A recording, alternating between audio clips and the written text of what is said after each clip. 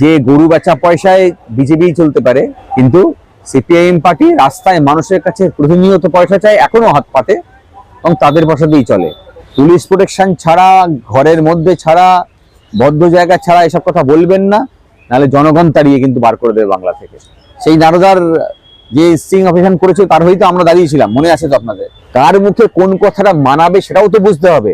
শুভেন্দু অধিকারী যদি মনে করেন যে পশ্চিমবঙ্গের মানুষ বোকা, তাহলে উনি ভুল করছেন। আমাদের ধাক্কা খেয়েছে, তাহলে একটা থাপ্পড় খেয়ে ওরা বুঝেছে যে এরপরে যদি করি তাহলে জনগণ রাস্তায় নেমেছে, এরপরে আর অ্যাসেম্বলিতে যেতে পারবো না। বিধানসভায় আমাদের রাজ্যের বর্তমান মুখ্যমন্ত্রী শুভেন্দু অধিকারী একটি কথা বললেন, সেটা হচ্ছে বামপন্থীদের বা সিপিএম এর হাওয়া বেরিয়ে যাবে। কারণ হচ্ছে আন্দোলন করবার সুযোগ আর পাচ্ছে না, কেন্দ্রীয় সরকারের পক্ষ থেকে স্মার্ট মিটার লাগানো বাধ্যতামূলক করেনি। হাসি পায়, কারণ স্মার্ট মিটার লাগানোর জন্য উঠে পড়ে রেখেছিল। শুভেন্দু এসেও একই কথা বলেছে। এখন এই যে সবাই রাস্তায় নেমে পড়েছে আর বলেছে যে সংবিধানের ঊর্ধ্বে আপনিও নন মুখ্যমন্ত্রী, সংবিধানের ঊর্ধ্বে আপনিও নন প্রধানমন্ত্রী, দেশের আইন আপনাকেও মানতে হবে। এবং আমরা হাইকোর্টের আইনজীবীরা মিছিল করে বলেছি যে আমার দেশের সংবিধান হচ্ছে সর্বোচ্চ।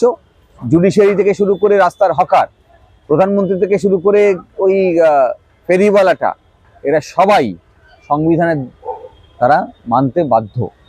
ফলে যারা কথা বলছেন তারা আসলে সংবিধানের কথা মানে না, সংবিধানের শপথ নিয়েছেন।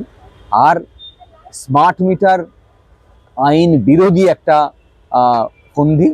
ফলে ওরা জানে যে স্মার্ট মিটার, এর আগে ধাক্কা খেয়েছে, আমরা আদালতে মামলা করেছি স্মার্ট মিটার নিয়ে, যে রাজ্য সরকারের সমস্ত কর্মচারীদের স্মার্ট মিটার লাগাতে হবে বলেছিলেন না, তাহলে আদালতে ধাক্কা খেয়েছে।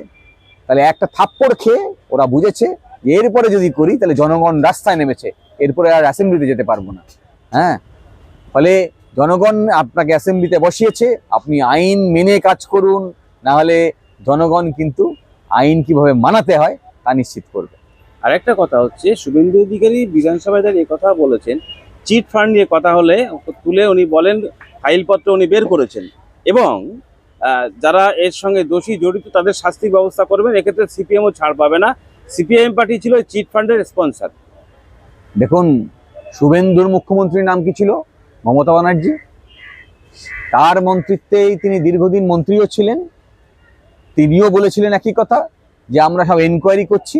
হ্যাঁ, তাহলে তিনি সেই মমতা ব্যানার্জি আদর্শেই অনুপ্রাণিত হয়েছেন, তার কাছ সঙ্গেই লালিত পালিত হয়ে বড়ও হয়েছেন। ফলে তিনি একই ভাষায় কথাটা বলবেন, সেটাই স্বাভাবিক।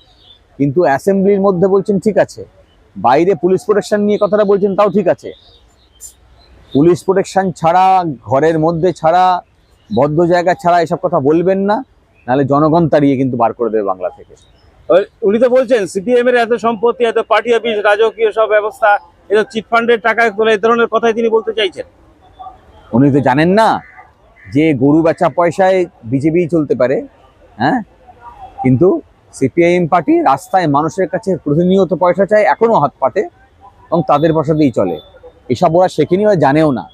হ্যাঁ, চিরকালই তো ওই বড় লোকের কাছ থেকে পয়সা চেয়ে, হুমকি দিয়ে, এক্সটর্ট করে পয়সা নিয়ে পার্টি চালানো অভ্যেস। তো ফলে শিখবেন না। দেখেছেন না নারদার টাকা, দেখেছি তো আমরা। সেই নারদার যে স্ট্রিং অপারেশন করেছে তার হয়তো আমরা দাঁড়িয়েছিলাম, মনে আছে তো আপনাদের। তাহলে সবাই দেখেছেন আপনারা। কার মুখে কোন কথাটা মানাবে সেটাও তো বুঝতে হবে। আমরা কি বোকা নাকি? শুভেন্দু অধিকারী যদি মনে করেন যে পশ্চিমবঙ্গের মানুষ বোকা, তাহলে উনি ভুল করছেন। উনি ভয় দেখানোর চেষ্টা করছেন, মানুষের মুখ বন্ধ করার জন্য অনেক রকম চেষ্টা করছেন।